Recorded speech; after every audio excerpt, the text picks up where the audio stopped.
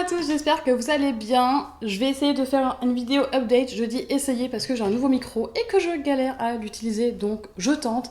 Si ça ne fonctionne pas comme je veux, je crois que j'abandonnerai et tant pis pour le son, ou je verrai plus tard. Mais en tout cas, je tenais quand même à vous la faire cette vidéo parce que j'ai quand même pas mal lu et que c'était des très bonnes lectures pour la plupart. J'ai juste une toute petite déception, un petit bémol de rien du tout, mais c'est tout, donc c'est plutôt pas mal. Je suis accompagnée de mon carnet de lecture où je note tout, comme ça je suis sûre de rien oublier et surtout de vous parler de ce dont j'ai envie de vous parler par rapport au livre que j'ai lu. Voilà, tout simplement. Alors, le premier livre que j'ai lu, c'est Tout bleu du ciel de Melissa d'Acosta. Je ne sais pas du tout si vous en avez entendu parler. Mais en gros, on va suivre la vie d'Émile, 26 ans, qui est atteint d'un Alzheimer précoce. Donc clairement, c'est pas joyeux, hein, clairement comme lecture, faut avoir le moral, faut avoir la patate pour lire ça, parce que c'est 800 pages, ou quand même, c'est pas le plus marrant. Mais par contre, c'est tellement... c'est un peu une lecture, c'est bizarre à dire, mais douce, malgré tout. Parce que Émile, il a décidé de pas se laisser mourir dans un hôpital, il veut pas mourir devant ses proches.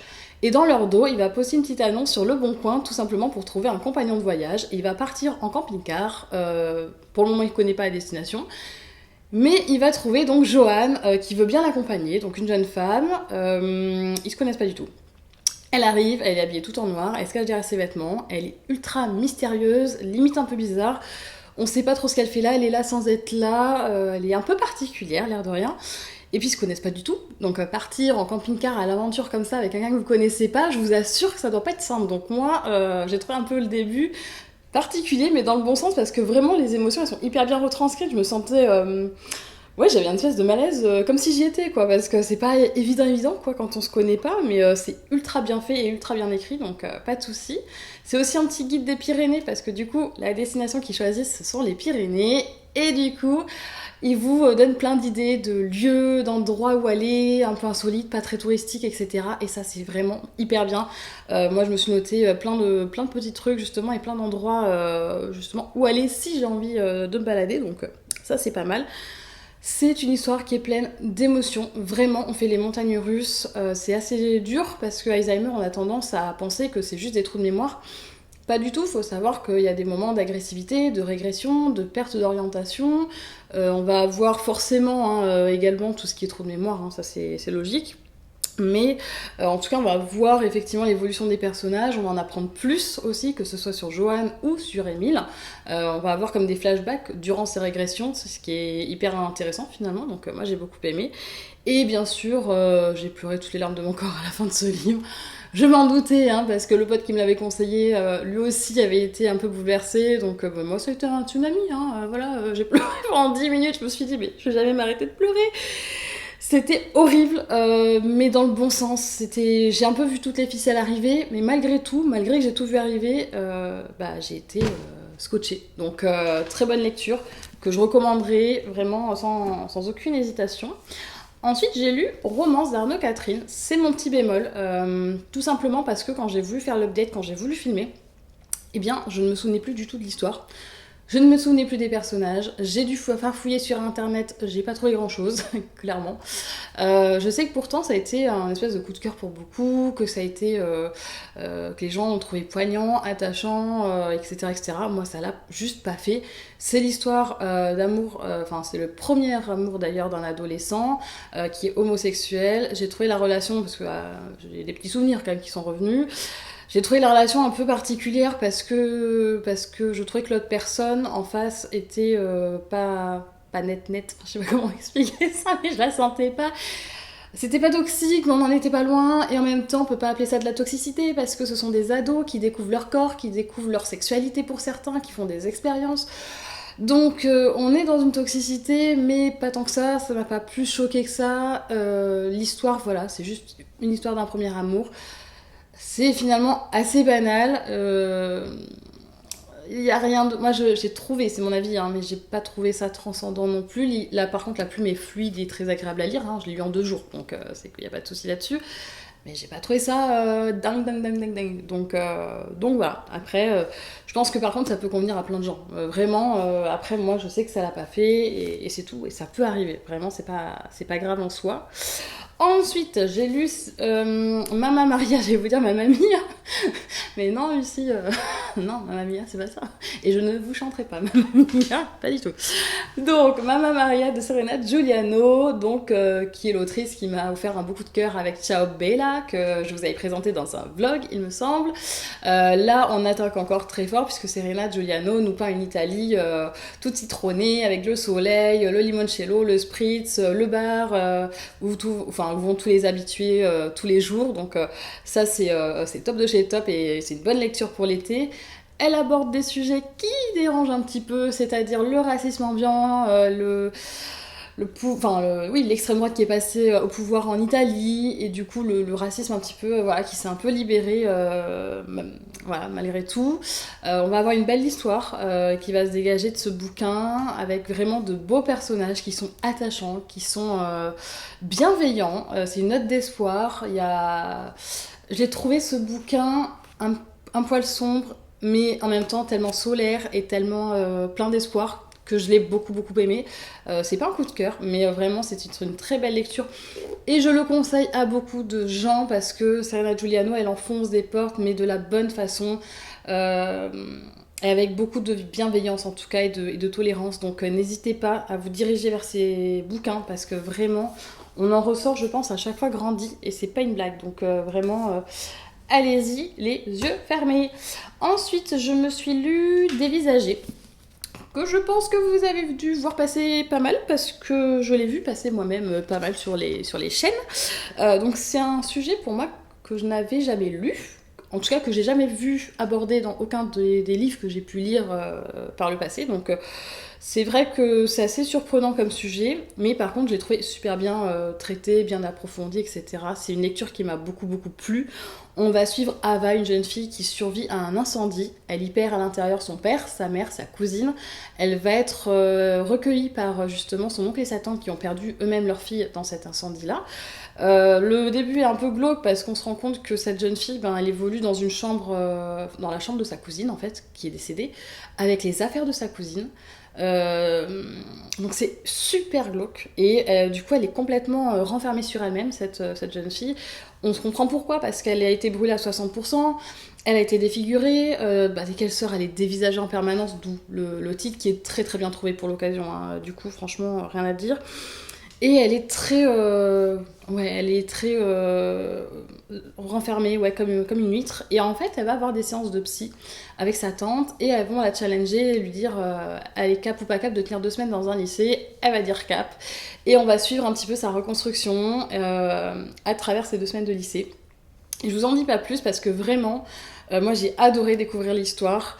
Il m'a tenue en haleine au point que je me suis couchée à 1h40 du matin, alors que je tombais de fatigue, vraiment mes yeux se fermaient, mais genre je me réveillais en sursaut, parce que je voulais lire la fin du livre, et j'ai lu plus de la moitié du livre en une soirée, parce que je voulais pas le lâcher. J'étais happée par l'histoire, ça m'était jamais arrivé, ça fait longtemps que ça m'est plus arrivé, et vraiment j'ai adoré du début à la fin. L'évolution des personnages est ultra bien construite, c'est cohérent avec ce qu'elles ont vécu, avec ce qu'elle vit, avec l'entourage qu'elle a, etc. Donc ça c'est top. Pourquoi c'est aussi approfondi, aussi bien documenté ? En fait moi je farfouille toujours à la fin, tout simplement parce que c'est basé sur des témoignages de gens qui ont vécu ce genre de situation, tout simplement. Donc on n'est pas épargné, hein, vraiment, on nous explique réellement comment sont soignés les grands brûlés. Il y a des passages difficiles, faut le savoir, avant de se lancer, clairement. Mais c'est ultra intéressant, hein. Vraiment, moi j'ai adoré. C'est pas un coup de cœur, mais je pense qu'on en est peut-être pas loin. Vraiment, parce que vraiment, il m'a tenu en haleine, mais comme jamais, quoi. Donc j'ai beaucoup aimé, et franchement, et la plume d'Erin Stewart, je ne connaissais pas, mais franchement, elle est fabuleuse, hein. Je trouve que pour un livre jeunesse, c'est franchement vraiment pas mal, hein, clairement. Ensuite, qu'est-ce que j'ai lu ? J'ai lu Radio Silence d'Alice Oseman, qui est la maman de Heartstopper. Je regarde derrière parce qu'ils sont derrière moi. tout simplement. Donc Heartstopper, je pense que tout le monde connaît, tout le monde l'a vu, c'est plus à présenter. Radio Silence, moi je me suis un peu penchée dessus parce que je me suis dit, Alice Oseman, elle aborde des sujets d'une certaine façon, même dans Heartstopper, à chaque fois je suis bluffée. Elle est très jeune, enfin c'est une autrice qui est assez jeune quand même, je crois qu'elle a 21 ans quand elle a écrit celui-là, et 19 ans quand elle a écrit L'année solitaire, je sais pas si vous voyez quelque chose, mais voilà.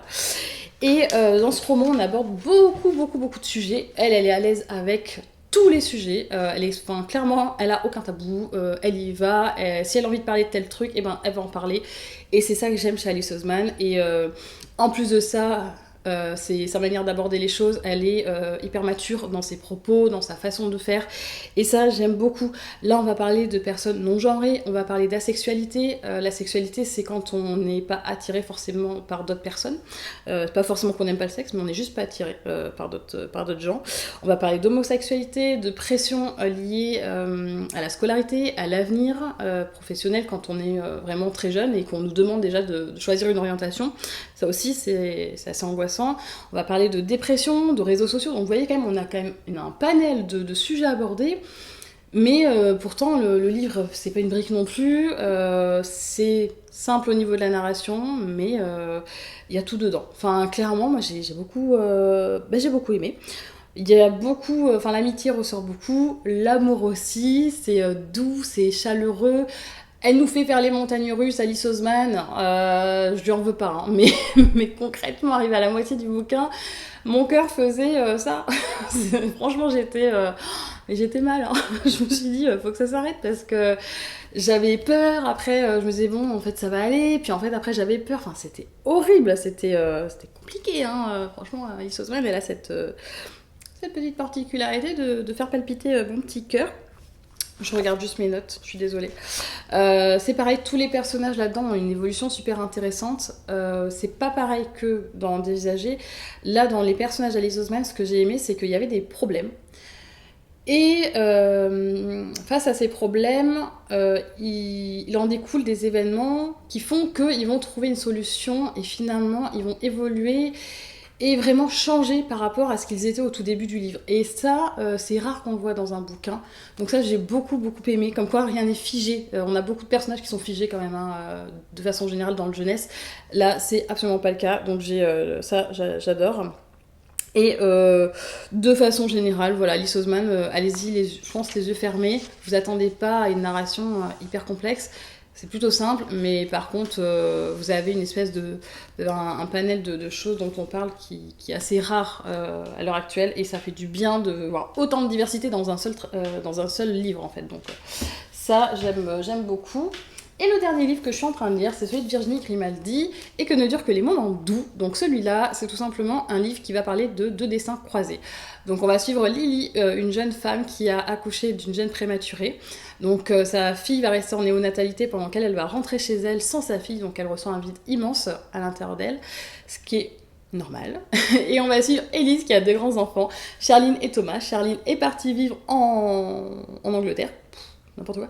Si, c'est en Angleterre, hein, mais c'est à Londres. c'est pas n'importe quoi non plus.